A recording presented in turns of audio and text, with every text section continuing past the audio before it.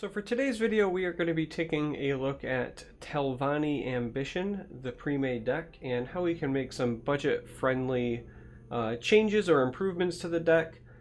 For the other budget decks that I've done, I've tried to basically take the core and turn it into a mid-range deck because I think that aggressive or mid-range strategies are the easiest to do on a budget. But this deck is kind of unique in what it does. And there's a lot of cool interactions with Betray and Last Gasp, so rather than go just straight mid-range strategy, we're actually going to try to do this while keeping the core idea, the core playstyle of the deck intact. And that's going to be a little bit of a challenge, but I think we can do it. Now, this is going to follow the exact same rules as my other videos, in that we are going to only use cards that are commons and rares from the pack-based sets, meaning stuff that you can craft. So no Forgotten Hero collection, no Madhouse collection, none of the story stuff, etc. And yeah, without further ado, let's go ahead and look at the list, and we're going to start by taking out cards to make room for more stuff we're going to put in. So right out of the gate, this particular deck has 2 zero-cost cards. Cruel Firebloom is actually pretty solid. We've got a lot of either token generators or Last Gasp effects, so that's going to stay. The Vark Experiment is meant to serve as a way to give you cheap bodies to then betray, but they don't do a whole lot else for us, so these can safely go. Similarly, our Skeleton Buddy here is also meant to be a cheap body that you can betray and not feel bad about. It does have Last Gasp, but not really, not really great, but still better than the Experiment because you can at least attack with it. So we're actually going to leave this in. Firebolt stays. This has a Last Gasp effect as well, but it's not as sticky as this one, so this one's actually going to go. We are going to put in a fair amount of actions, so the Navigator stays. The Tinkering is interesting and cheeky, but there are better effects that we're going to stick in, so this one's actually going to go. Machinations is kind of in that same boat. Interesting, cheeky, but not quite good enough to make the cut. While we do have a lot of actions we are going to put in, Crystal Tower Crafter is just very brittle. There is an awful lot of Earthbone Spinner cards on the ladder, and just in general right now it's a very common card to see, and that absolutely destroys our Crystal Tower Crafter, so we're going to go ahead and cut this. Mage's Guild Recruit is going to get cut because we're going to end up putting in Thieves Guild Recruit because it's just better overall for what we want to do. While the Courier is a very interesting card, it buffs things and provides a cheeky body for our Last Gasp sacrifice, betray effects. There are better ones that we can include, things like Word Crafter that we're going to add later. So this gets cut. Similarly, Soul Split, great at sacrificing things. We might consider keeping it if we had some of the epic level Last Gasp effects that we can include, like Balmora Spymaster, but since we do not, we would rather play 2-drops that develop the board for us. So those are gone. Windkeep is great, that can stay. Ancestral Dead. The Slay does give us bodies that we can use for things, but a 2/4 just isn't really that great of a stat line, and with no other like amazing skeleton synergies in the deck, we're going to go ahead and pull this. Black Sap Protector. Prophecy is nice, but not nice enough to keep. Blood Sacrament has Betray, but all this does is go face, doesn't help us with our board. It's really just an expensive reach spell, so that goes. Burning Touch is ultimately a really bad firebolt, so that goes. We are going to leave the Kinsman in. Great Last Gasp effect. We do also want to try to save some of the epics that we get for free. Endoral Mastermind. Great summon effect. Leaves behind a body we can do stuff with, so that stays. Mummify is just not good enough.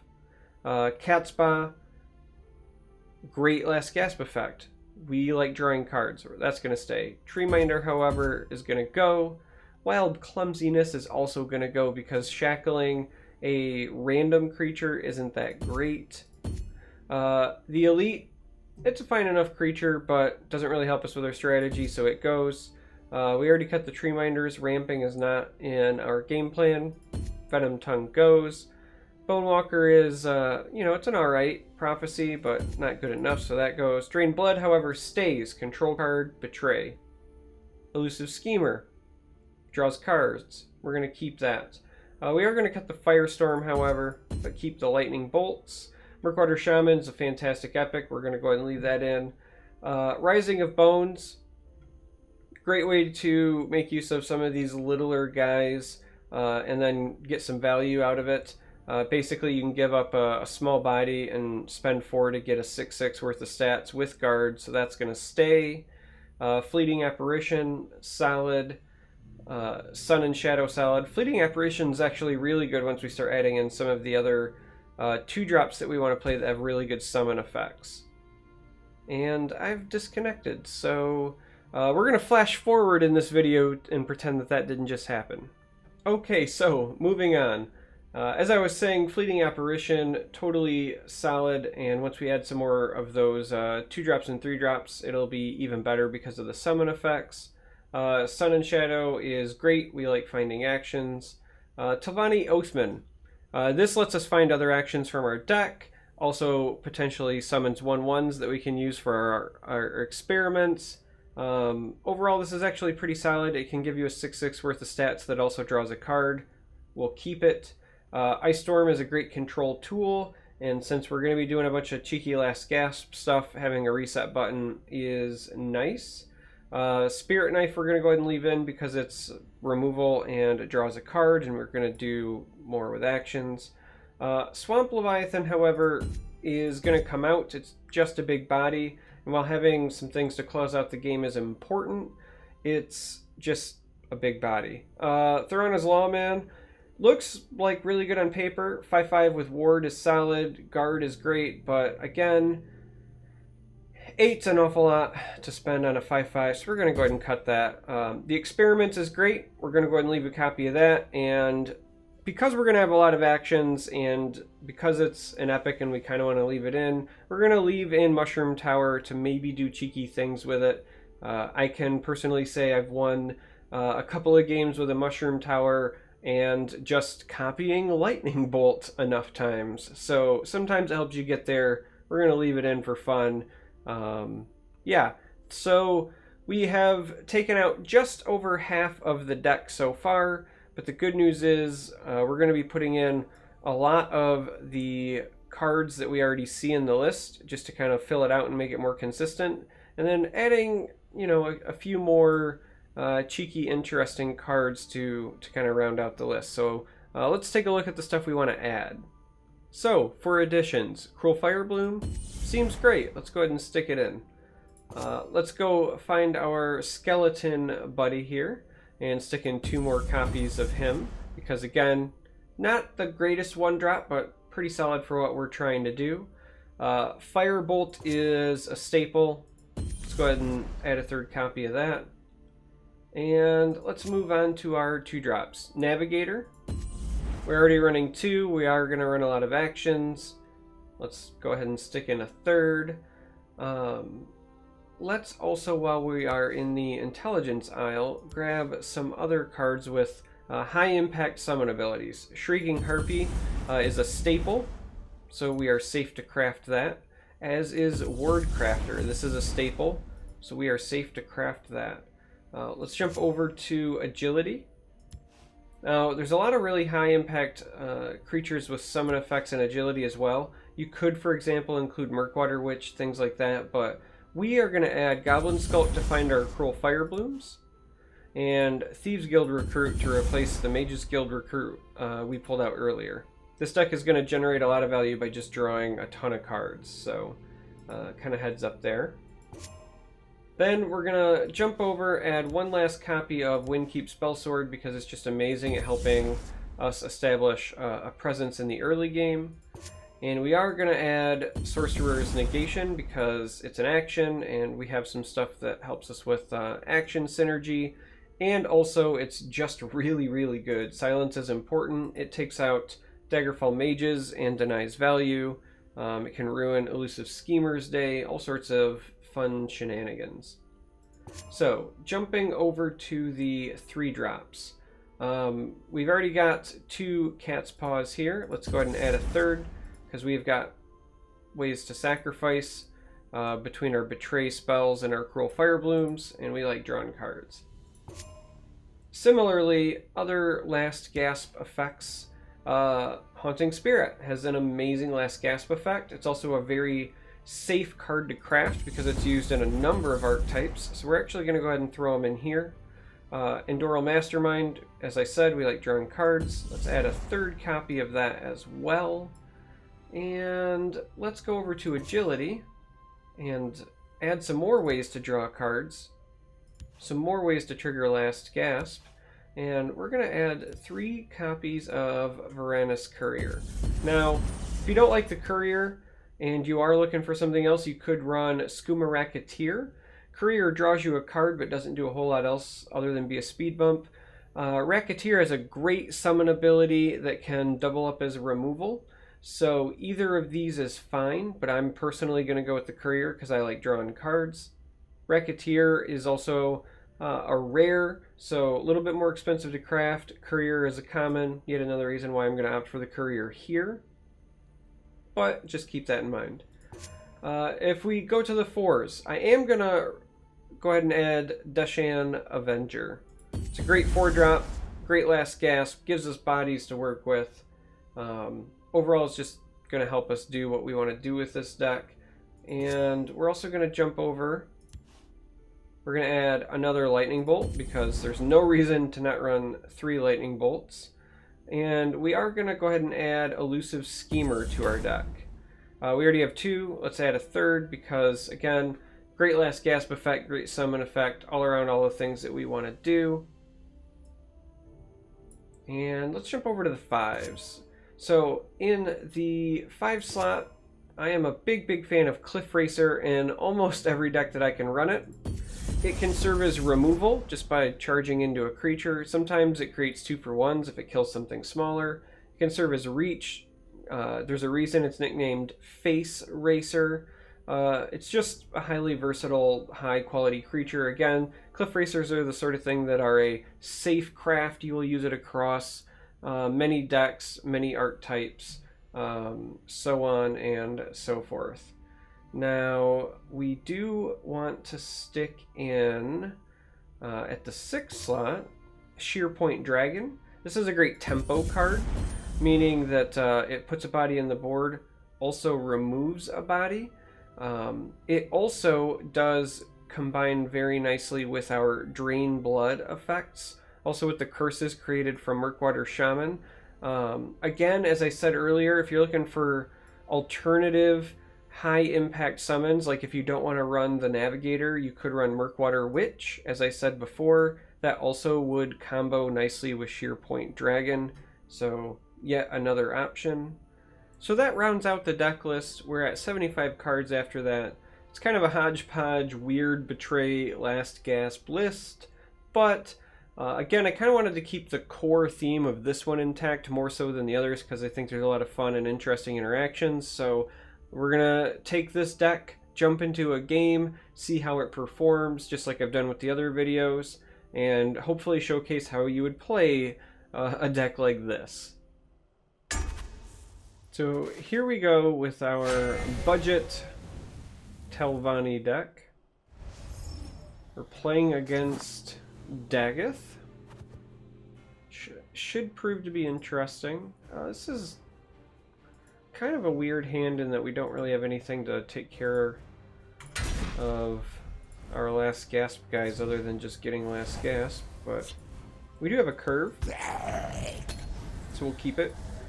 So this is either going to be a mid-range Daggeth, or there has been a version of Control Daggeth floating around. The Control Daggeth tries to take advantage of cards like Unstoppable Rage.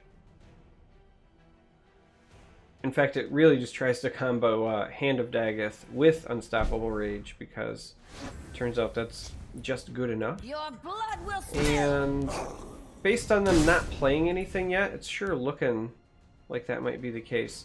We're going to play the Mastermind over here. We can't anticipate. Oh, that's kind of a bummer. Mostly because we don't want it to die to Skaven Pyromancer. We don't want to give them too easy of a Pyromancer.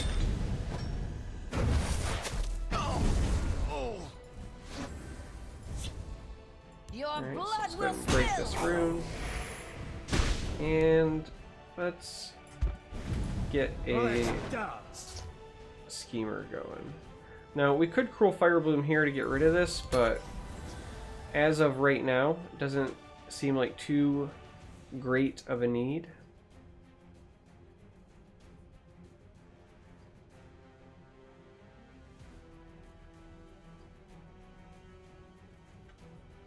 We must protect our stronghold. They're in my sights.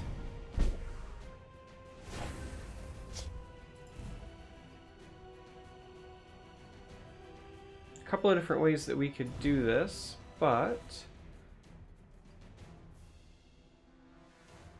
Your blood will spill. we're just going to go ahead and trade here, leaves both our bodies behind. Now, we are still weak to Skaven in this scenario, but I feel like that's probably fine.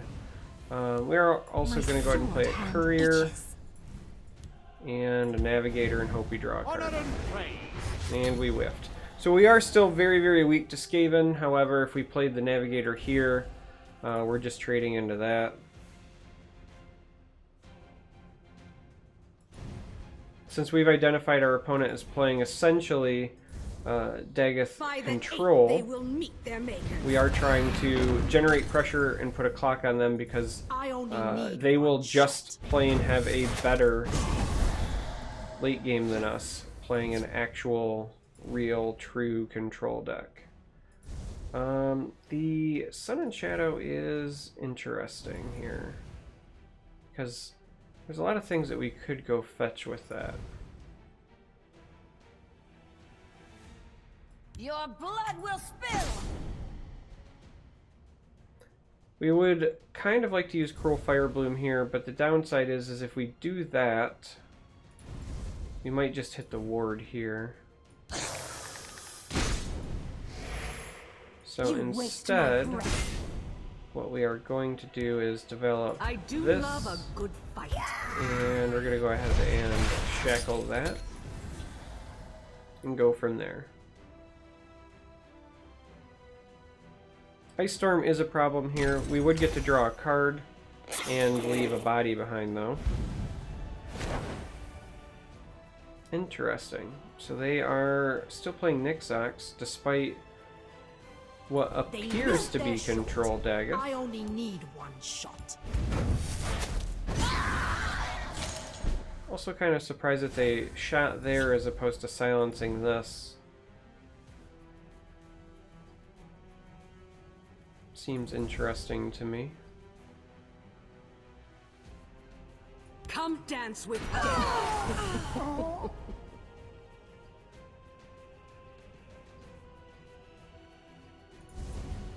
You waste my breath.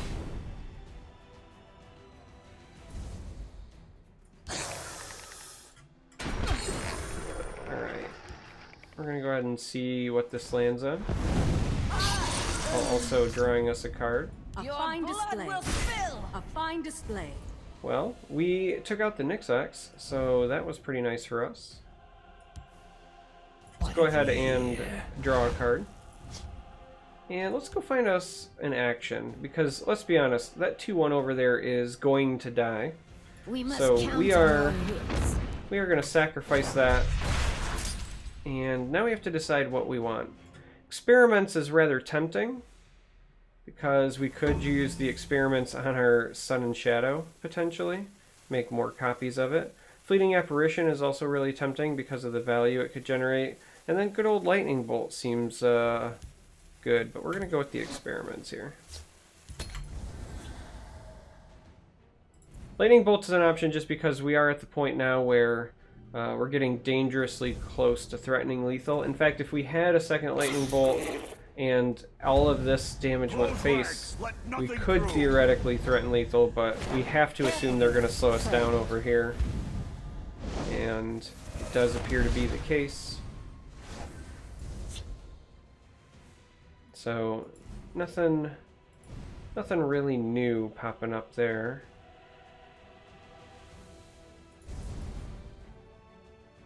Now, ideally, we would like to keep this alive for a turn so that we can experiment it the following turn. So we're going to go ahead and dive that in there. Dive this in here. Nothing will stop my rise. And then we're just going to drop a spirit knife here. Draw a card. See how this works out. I'm really shocked that last turn they didn't get rid of our word crafter over there on the left.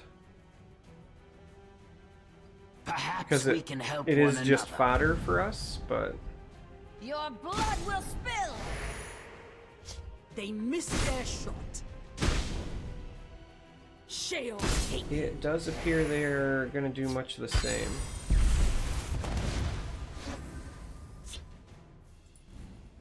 So we have a couple of different things that we could do here.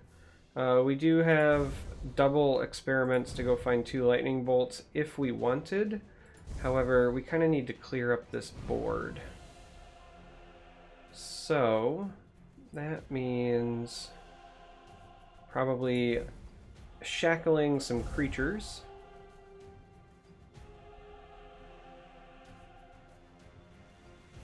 And getting rid of this.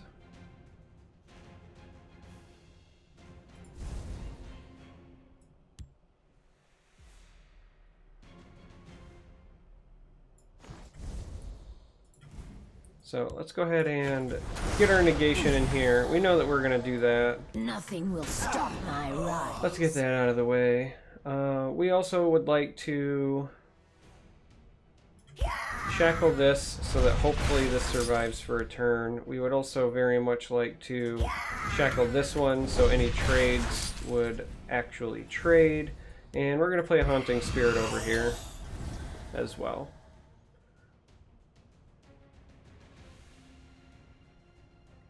Since they decided to attack us last turn, we had to assume that they were looking to start going aggressive, so we wanted to take a little bit more defensive posture. Had they not played the Telvanni Magister, we probably could have been okay going face and then finding some lightning bolts, but sadly, our dream of experiments They missed their shot. is gone. Also looks like they're gonna make some trades over there.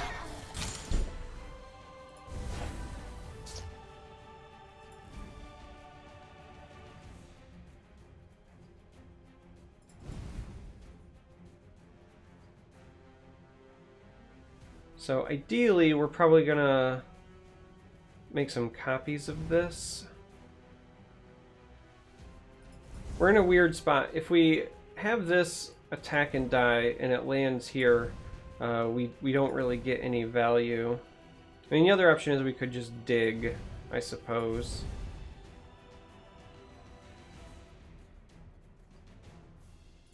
Yeah, I suppose that's not exactly the end of the world. We don't have to experiment quite yet. We can't anticipate. Well, clearly we're taking an Oathman, but at least our Oathman does give us multiple triggers here. Let's go ahead and play the Oathman, see what we get. We got a Rising of Bones, huh?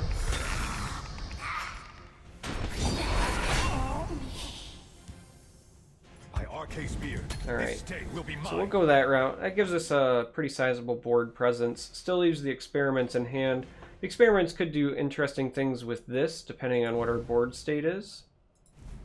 We do keep the Lightning Bolt for potential reach. The Nords must take back Skyrim. Oh, well. That drastically changes the game.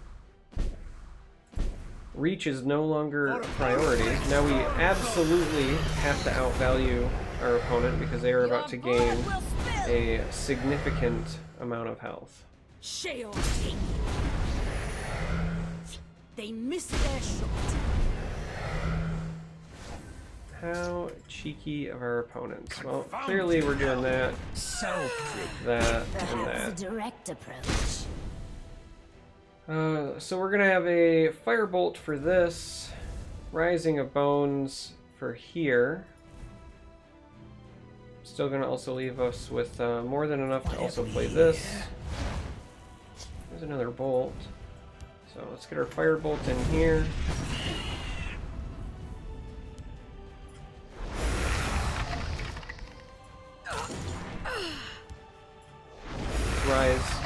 Rise some bones. And let's also play another Haunting Spirit. So they had a great turn in terms of trying to stabilize. Mentor's Ring and a Giant Bat will do that.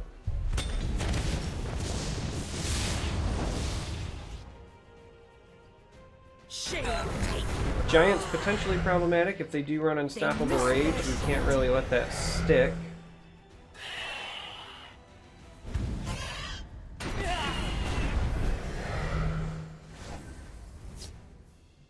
Mushroom Tower is interesting, however, because it could potentially net us a victory with the lightning bolts there. But if we don't use at least one lightning bolt, we're likely going to bite it. We also lost our intelligence creature, so this will no longer fetch us an action, which is a little bit disheartening. So we have a lot of decisions to make here. None of them really feel good. We can't let this survive because Dagoth has a million ways to do 3 damage. So letting this survive and swing for 8 is basically death. So we do have to use one of these lightning bolts and probably this. Perhaps a direct approach. And that sadly doesn't leave us with a whole lot else for the turn. So predictable. My scales move in shadow. If we had one more Magicka, I would love to either develop the tower or the experiments, but this is sadly the best that we got. Opponent plays a Jarl. Jarl's pretty fantastic. The Dagoth is problematic for a number of reasons. And we don't really have a path to victory here now, do we?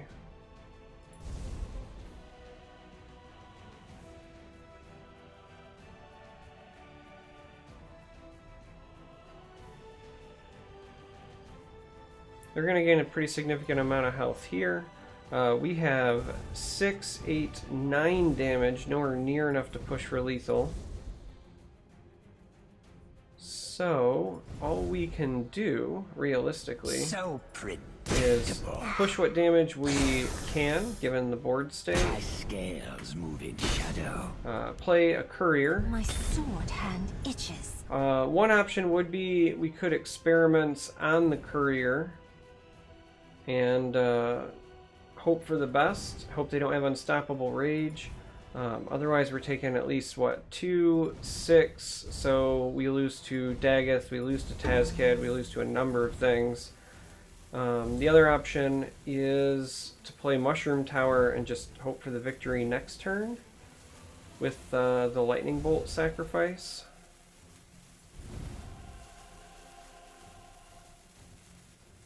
Which doesn't exactly seem great. So, yeah, let's risk it. Let's do the Mushroom Tower. Experiments really only speed bumps if they don't have Rage.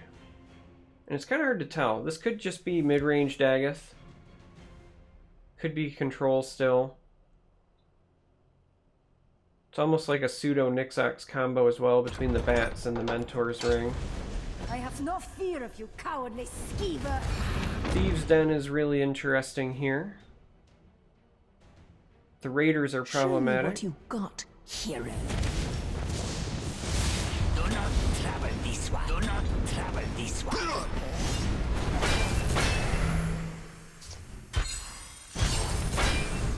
Ride them.